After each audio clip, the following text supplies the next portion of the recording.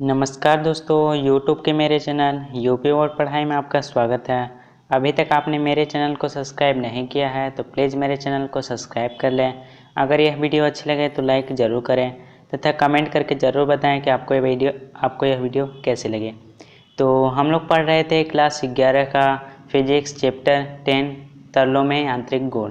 तो आज का हमारा टॉपिक है तरल गतिकी। तो चलिए वीडियो को स्टार्ट करते हैं।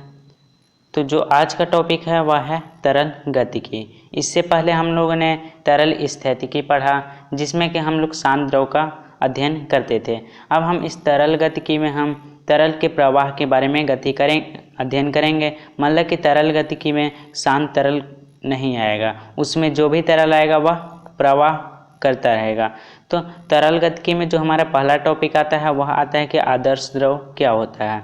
तो ऐसा द्रव या तरल जिसमें शून्य श्यानता या अश्यानता और शून्य संपीड्य या असंपीड्य का गुण हो, ऐसा द्रव आदर्श द्रव या तरल कहलाता है।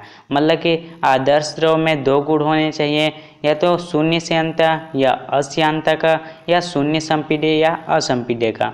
तो इसमें दो गुण है, अश्यानता और असंपीड्य। तो जो अश्यानता होता है, मतलब कि तरल के भीतर या द्रव के भीतर उन घर्षण का बल काम न करे, तो हम अश्यानता उसको कहते हैं। और यहाँ आया है असंपीड्य, मतलब कि अगर हम किसी द्रव या तरल को संपीडित करते हैं तो उसके आयतन में कोई परिवर्तन नहीं हो, वह असंपीड्य का गुण होना चाहिए। तो हमारा अश्यानता और असंपीड्य का गुण जिन जिन द्रव या तरल में हो वह आदर्श द्रव या तरल कहलाता है। अब हम देखते हैं कि हमारा तरल का प्रवाह किन किन रूपों में होता है। तो तरल का प्रवाह हमारा दो प्रकार का होता है। पहला धारा रेखीय प्रवाह, दूसरा प्रक्षुब्ध प्रवाह। तो हम धारा रेखीय प्रवाह पहले देखते हैं। तो धारा रेखीय प्रवाह में जब किसी तरल का प्रवाह इस प्रकार हो कि एक बिंदु से चल रहे सभी कण एक दूसरे का अनुसरण करें और उनके कण का वेग समान हो, तो ऐसा प्रवाह हमारा धारा रेखीय प्रवाह कहलाता है। मतलब कि हमारा धारा रेखीय प्रवाह में बोल रहा है कि एक बिंदु से चल रहे सभी कण के एक दूसरे का अनुसरण करें। मतलब कि जब भी प्रवाह होगा तो अगर इस बिंदु से जो जितने भी कण चल रहे हों और वह एक दूसरे का अनुसरण करें, मतलब कि जो पहला कण जिस दिशा में जा रहा है उस बिंदु से प्रत्येक कण उसी दिशा में जाए, और इस बिंदु से जितने भी कण चल रहे हैं उनका वेग समान हो, तो वह हमारा धारा रेखीय प्रवाह कहलाता है। तो चलिए इसको चित्र के माध्यम से समझते हैं। तो यहाँ पे यह एक बिंदु है, तो इस बिंदु से जितने भी कण जा रहे हैं वह एक ही दिशा में जा रहे हैं, मतलब कि एक दूसरे का अनुसरण कर रहे हैं और जो इनका वेग है वह समान है। तो हम धारा रेखीय प्रवाह का कुछ गुण देखते हैं। तो पहला गुण इसमें आता है, किसी तरल के कण के प्रवाह में किसी बिंदु पर खींचा गया स्पर्श रेखा कण के दिशा को प्रदर्शित करता है।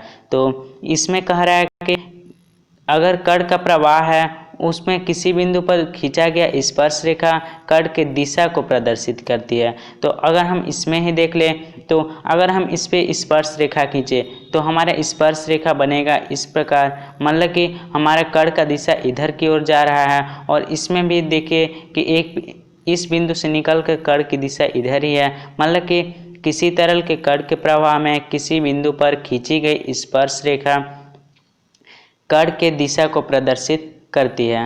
अब हम इसका दूसरा गुण देखते हैं।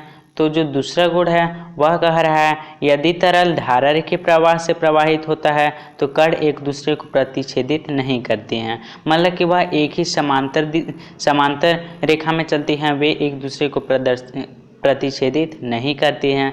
अब तीसरा आता है, किसी बिंदु पर धारा रेखाएं जितनी पास पास होती है उस बिंदु पर तरल का वेग उतना ही अधिक होता है। मतलब कि किसी बिंदु पर जितनी धारा पास पास होंगी वहाँ पे जो तरल का वेग होगा वह उतना ही अधिक होगा, और जहाँ पे धारा रेखाएं दूर दूर होंगी वहाँ पे उनका वेग उतना ही कम होगा। तो अब हम चौथा इसका गुण देखते हैं। तो चौथा कह रहा है, धारा रेखीय प्रवाह में किसी निश्चित बिंदु पर तरल का वेग निश्चित होता है, परंतु भिन्न भिन्न बिंदुओं पर तरल का वेग भिन्न भिन्न होता है। मतलब कि अगर वह धारा रेखीय प्रवाह से गति कर रहा है तो एक बिंदु पर, एक निश्चित बिंदु पर जितने भी कण वहाँ से गुजरेंगे उनका वेग एक समान होगा, मतलब निश्चित होगा। और जो अगर हम भिन्न भिन्न बिंदुओं पर देख ले, जैसे कि एक यहाँ बिंदु पर देखें, एक यहाँ बिंदु पर, तो वहाँ पे तरल का वेग भिन्न भिन्न होता है। तो अब हमारा दूसरा प्रवाह आता है प्रक्षुब्ध प्रवाह। तो प्रक्षुब्ध प्रवाह में किसी तरल का प्रवाह धारा रेखी तब होता है जब उसका वेग कम हो, मतलब कि जब ये प्रवाह की गति कम होगा, वेग कम होगा, तो हमारा जो धारा होगा वह धारा रेखी होगा। तथा जब प्रवाह एक निश्चित वेग, जिसको हम क्रांतिक वेग कहते हैं, से अधिक हो जाता है तो कणों की गति अनियमित तथा अव्यवस्थित हो जाती है। अतः किसी बिंदु पर तरल का वेग, परिमाण व दिशा समय के साथ बदलते रहते हैं, तो इस प्रकार के प्रवाह को प्रक्षुब्ध प्रवाह कहते हैं। मतलब कि एक निश्चित वेग, मतलब क्रांतिक वेग से जब धारा का वेग अधिक हो जाता है तो हमारा प्रक्षुब्ध प्रवाह होता है। मतलब कि जब तरल का प्रवाह का वेग कम होगा तो हमारा वहाँ धारा रेखीय प्रवाह होगा, और जब तरल का वेग अधिक हो जाएगा, एक निश्चित वेग मतलब क्रांतिक वेग से अधिक हो जाएगा, तो वहाँ हमारा प्रक्षुब्ध प्रवाह होता है। तो प्रक्षुब्ध प्रवाह में धारा रेखाएं उत्पन्न होती हैं, मतलब भंवर धाराएं उत्पन्न होती हैं।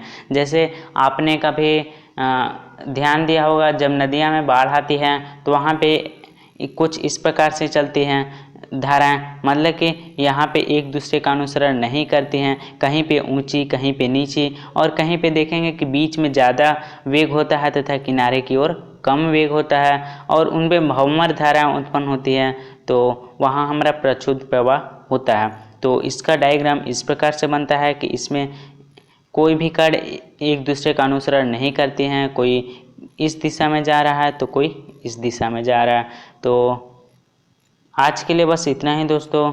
आई होप आपको यह वीडियो पसंद आई होगी। तो इस वीडियो में हमने देखा कि आदर्श द्रव क्या होता है, तरल का प्रवाह कितने प्रकार की होती है, धारा रेखीय प्रवाह क्या होता है, तथा प्रक्षुब्ध प्रवाह क्या होता है। तो अगर यह वीडियो अच्छी लगी होगी तो लाइक ज़रूर करें, तथा अपने दोस्तों में जितना से जितना हो सके शेयर करें। और अभी तक आपने चैनल को सब्सक्राइब नहीं किया है तो प्लीज़ मेरे चैनल को सब्सक्राइब कर लें। तो thanks for watching the video. Thank you.